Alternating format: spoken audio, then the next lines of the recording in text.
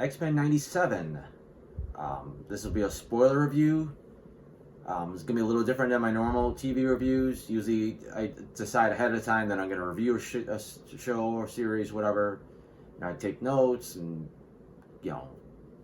come up with like a grade. This time, it's a little more last minute.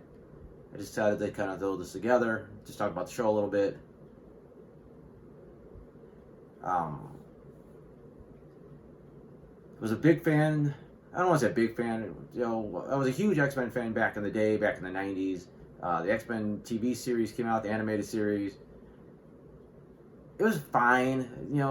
I watched it pretty regularly to a point that I kind of got out of it. I think visually, they captured the look of like what all the characters were supposed to look like. That was the 90s era X-Men and like the villains and all these other superheroes that would pop up. I was like, okay, that's pretty accurate to how they were supposed to look, and they were relatively true to how the characters were in the comic book. So I thought it was pretty close to like capturing like the spirit of like, better than a lot of the other animated series would for Marvel at the time.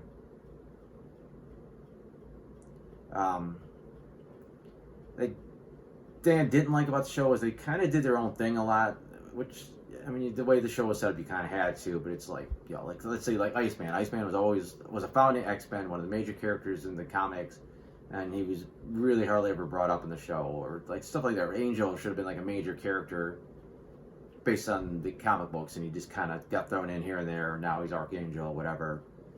So those are little things I found slightly annoying as, like, a longtime fan, that, like, I felt characters I thought should have been more important to this, the X-Men were not. But, basically the show was like a kind of a sanitized, Saturday morning cartoon version of this X-Men comic. So, they did what they could.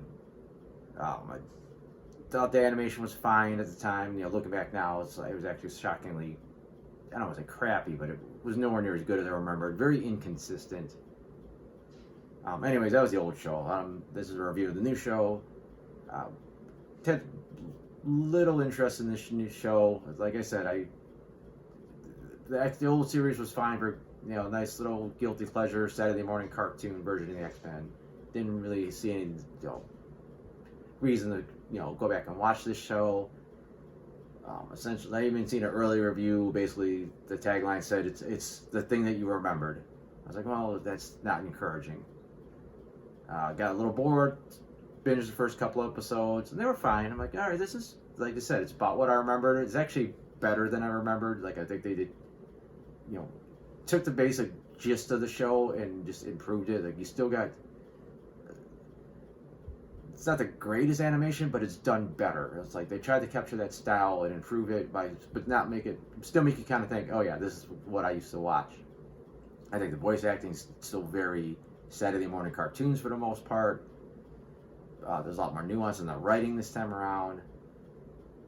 But it was basically what I remember. They would take classic storylines and zip through them. Like I said, it's like take a storyline like Inferno, which ran through multiple comics for like months in the comic books. They're going to do it in an episode, half an hour, the whole thing, just the most condensed version they could, plus tying in everything else that was going on. And like I said, the show was fine. And then all of a sudden, you get to episode 5. Which is the big, infamous, remembered episode where they do the E for Extinction storyline. They massacred just about everybody at Genosha. The big traumatic, death sequence of Gambit, and that's the first time the show actually hit me in like the feel. I was like, wow, I actually felt that. Like this show actually, was like on a different level all of a sudden. Then like, oh, it's just fun. I'm having candy, and now it's like, oh, whoa. And I think after that, I was pretty much engaged, and I was like, all right, I'm watching the show every week. Still overall, what I said about the early part of the season, it's still there. Like, you're zipping through classic storylines. It's still a little Saturday morning cartoonish, but it's a little bit more mature than it used to be. The characterization's there. Still got that soap opera feel. I think everybody gets better chances to shine than they used to in the old series. Again, as I said, they do rush through a lot of stuff. They cover so much stuff in 10 episodes. it's like almost every major storyline from the time that the show ended to like now in the comic books got thrown in there. Like, I mean, they'll still feel the ones they can do. It looks like next season they're setting up for a couple other odds and ends. But yeah, I don't want to say a ton about the show. It's better than you would think. If you're a fan of the X-Men '97 and you got like this kind of like nostalgic colored glasses on, and you try to watch this show, like, hey, it's just like the old show, but it seems a little bit better. If you really compare it to, it's head and shoulders above the other one. It's just trying to be like it, trying to look like it, try to like capture like the spirit of it, which I think is the best way to do like a revival series like this. I really had to sit down and give it like a grade.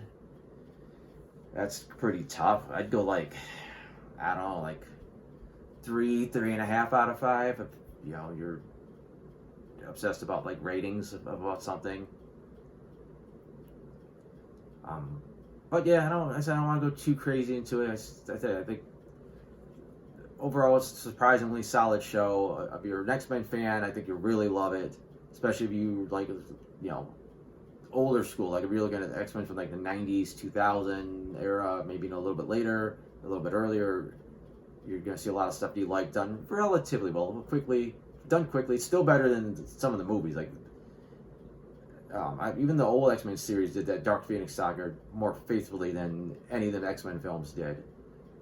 So I think it's got that going for it. It's kind of got like an MCU feel to it. Like the MCU's doing their take on like classic Marvel stuff and tweaking it as they go to make it fit into this new universe by trying to keep the essence of the old comic books and all that. And this shows something similar where it's like, okay, we gotta take this X-Men show from the 90s and we're gonna try to make it a little bit more MCU-like and have more cameos and tie it to that era of comics. And it's got some pretty interesting possibilities going forward. You know, we've seen anything from Spider-Man to Doctor Strange to Black Panther and many other characters already this first season. So we'll see. Hopefully there's more crossovers second season. Maybe we'll get to X-Men versus Avengers. But I don't want to keep going on all day. Talking about this more than I was planning on. I don't have any other version of this review. Usually I do a non-spoiler review, and then I do like a spoiler review. This is the only thing I've done on this. If you really want something to look at, I do have some TV show reviews and some movie reviews and some even some video game reviews. Those are all over at my blog, soundofbettermyhead.com, so you can check those out. I got some comic strips on there as well. Other than that, thanks for watching.